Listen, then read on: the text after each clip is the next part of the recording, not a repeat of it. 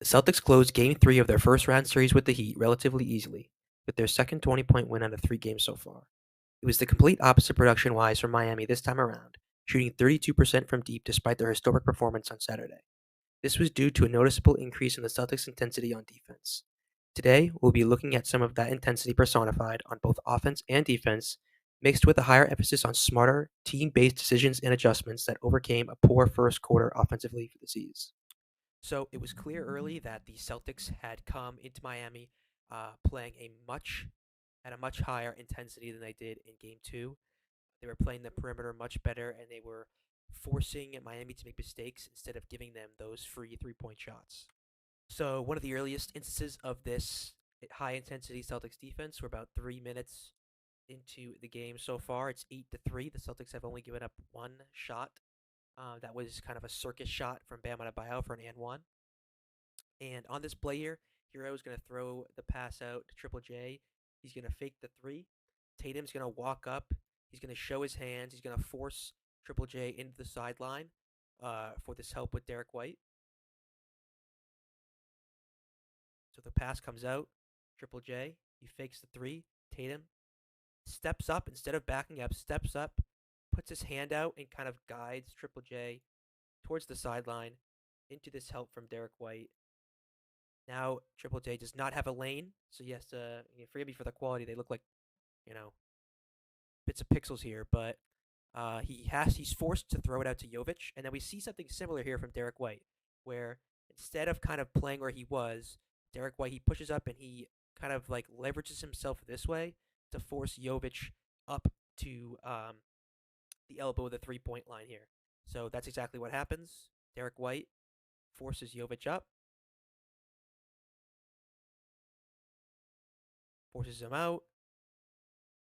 He wants to get Jovic up here where this help with Drew Holiday is available if he needs it, instead of going down here where he has to kind of chase to the basket. Jovic loses the ball, and instead of letting him carry it, Derek White, he knows that Jovic is going to back him down here. But instead of staying where he is, he knows that Jovic losing the ball, so he's a little bit nervous maybe, walks up, he pressures him hard, stays with him on his back down here. Jovic goes up, good contest from Derek White, and it hits the front of the rim. So one of the things that we had discussed in the previous breakdown in Game 2 was Jaylen Brown's lack of intensity on both offense and defense that really showed on his defense when we were watching it back. This, to me, was the complete opposite. These two early offensive sequences by the Boston Celtics, mainly Jaylen Brown, showed how he had come into this game with a much higher intensity and a willingness to be aggressive. So clip here, Jaylen Brown, he's going to take the ball up. What's he going to do next is he's going to back down Tyler Hero, but he's going to do it pretty quickly. So he's going to do it right away, and what he's going to do is he's seeing whether or not Bam or Jovic are going to not contest him, but come in to double him because obviously Hero, much smaller defender, Jaylen Brown, much bigger, much stronger, faster player. So he's looking to see whether or not Bam or Jovic are going to creep in here to double him. So he'd have to throw the pass out to whoever, whatever defender comes over, he throws it out to the person they were guarding. But they don't do that. So he backs down Hero. They walk in, but, the quality of the video, but he's seeing that Jovic right now is walking back towards Porzingis. So now that is his cue to go downhill hard, make a turnaround hook shot on Tyler Hero. This next sequence, just really, really smart by Jaylen Brown, but also you can tell like how much more into this game he is than what he have been, or how he was in Game 2. So Peyton Pritchard, he's going to get doubled here. He's going to throw the pass out to Derek White for a three. Derek White's going to miss, and Jaylen Brown is going to get the super, super cool looking put back here. Three goes up. Jaylen Brown, while the ball is even going out, he's running to the basket. Gets the nice putback for the easy two. So this is one of the few defensive breakdowns that you see from the Celtics in this game. But what I wanted to point out and what you'll see from a few other clips that we'll be looking at later in the breakdown is how smart Haywood Highsmith really is in this offense. And to me, he looked like the best player out there for the Heat. He's not one of those volume shooters. He shot 4 for 7, shot a pretty efficient 4 for 7, where you have Tyler Hero shooting 30%, getting 20 points but shooting 30%. So who's more effective on offense, him or Highsmith? So this is one of the few defensive breakdowns, but it kind of shows how smart Highsmith is, and you'll see him hit a few more tough shots as we look at later in the breakdown. So on this play, Highsmith comes to the top of the 3-point line. Tyler Hero is going to set a screen. This is just a sort of an error from Drew Holiday, who actually was way better defensively today than he was in Game 2. He was almost non-existent on both sides of the ball, but he was very active on defense today, and you could see him when he was taking the ball up. It felt different than it did in Game 2. But unfortunately, this play here, Tyler Hero is going to set a screen. Horford is going to be jammed by this screen. So what you see here is this is a pretty easy switch, right? Horford's jammed on the Hero. Now Horford, controls Hero here, battles for position, and keeps him from rolling down to the basket. Pritchard is still on Duncan Robinson. And Drew Holiday makes the switch over to Haywood Highsmith and guards him at the 3-point line. And you don't really see any mistakes here. But what happens is Holiday continues to run for Hero. Peyton Pritchard stays on Duncan Robinson. And Highsmith notices and just goes to the basket for a free layup. Here we're seeing another really smart offensive play here by Haywood Highsmith. So he's going to get this pass by Kevin Love. And what he's going to do here is he's going to stop. And once he notices that Al Horford leaves his feet here to go for a contest that's not really even there. This is a bad, really a poor play by Al Horford more than, a high athletic play by Haywood Highsmith, obviously, but it's a smart play by Highsmith because he notices that Horford leaves his feet there, and after he plants it back down, he's kind of coming uphill. Highsmith goes downhill and backs up Horford and makes the tough bucket. Paint. So here's one of those early offensive plays that we were talking about where Drew Holiday being involved kind of, his intelligence in these plays really shows, how important he is to this offensive and defensive game plan. So Holiday is going to come up here. He's going to take the ball up, and he's going to beat Kevin Love hard here. And this is one of the reasons why Kevin Love was taken out of the game around halftime, where he wasn't really that helpful defensively. He was not good on those switches that they were making. He wasn't good in transition defense. He wasn't good. He was taking the bait a lot of the time. So here, Holiday is going to drive the basket, and he has one of two things that he's looking for right now. So his eyes are on Kevin Love, and he has two options. His first is to see whether or not Kevin Love continues to stay attached to Horford, and if he does, then he's got that layup line obviously right into the basket for free too. But what he's most likely going to do, and what Holiday knows is going to happen, is that when he makes his way down to the paint here, to the restricted area, I know I was calling it the charge circle in the last game. I don't know. I'm pretty sure it's still called the charge circle. But the restricted area, he's going to throw that pass out to Horford for one of those quick hook shots or a floater, and that's exactly what happens. Kevin Love takes the bait.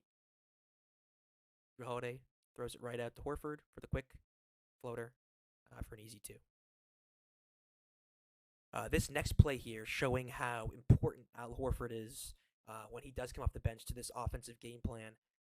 Peyton Pritchard is going to throw the ball out to Tatum, and this is one of the things that you see and you're like, oh, they really don't just chuck up threes, because people who don't watch Celtics games intensely, they're saying all they do is just chuck up threes, and it's not like that 60 to 70% of the time. There are times where you see Tatum or Brown or Peyton Pritchard just throw up a contested 3, but a lot of them are, the game plan is to open up these shots through screens, through manipulating zone defense, manipulating man defense through switches and double teams and everything like that.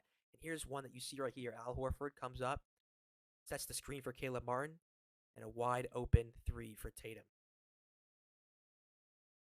So this is another offensive play here by Haywood Highsmith that is really impressive and kind of shows, even though this team is down their two best players, these are real basketball players. These are NBA level players. These are top 1 to 5% in the world in terms of basketball players. Regardless if you've heard of them or not. And this is a really really solid play by Haywood Highsmith. So he's gonna, so Duncan Robinson is gonna get this pass and this screen by Bam Adebayo, and he's going to throw the pass out to Haywood Highsmith, who's then going to come up here. He's going to come up here, and he's going to fake a pass to Duncan Robinson, and then once Sam Hauser baits that and he goes uphill, Highsmith goes downhill quickly and gets a really nice layup over Drew Holiday. So as we, one more time here, Highsmith comes up here and he's directing Duncan Robinson to come up there, and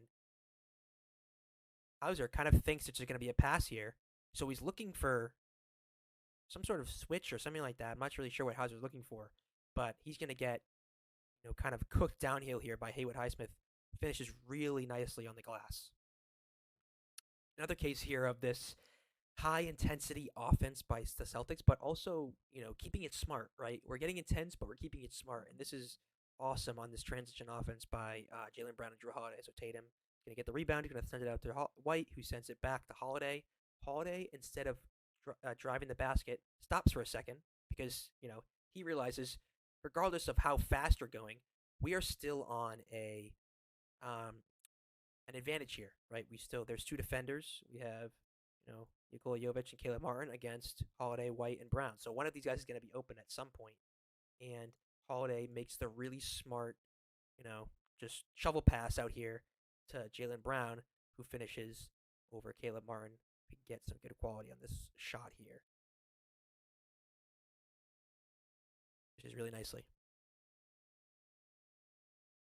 One of the plays that we saw the Heat run many times over their Game 2 win was this Tyler Hero up to the top of the key over this high screen from Bam Adebayo for either a three or, drive to the basket, depending on how the defender would react. And this is something that, we talked about before about defending these high screens. Tatum's going to try to go over the screener here, and this is a very high screen. This isn't even a 3-point line screen. This is another one of those really really high screens by Bam Adebayo.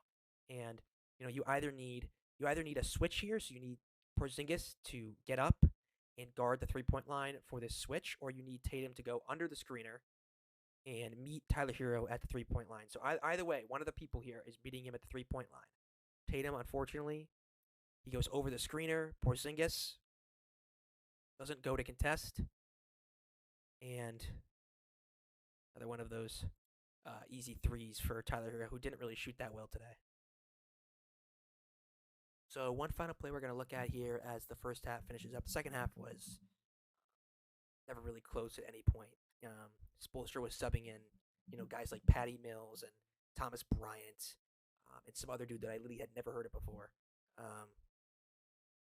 So we'll just finish up the first half here because it was basically a 20-point lead for the majority of the second half. But this play here was something that we had gone over actually for the Heat's offense in Game 2, and I was really surprised that we saw the Celtics run this. So this is one of the first things that we looked at with the Heat was where it was, on offense, where Nikola Jovic would jam the two defenders up at the 3-point line for Tyler Hero to get a step back three. And that's exactly what you see happen in this instance here, where Derek White gets the ball, and Tatum, he comes up here, and Haywood Highsmith is thinking that this is going to be a screen. So he's coming here, and both Caleb Martin and Haywood Highsmith think this is going to be a screen.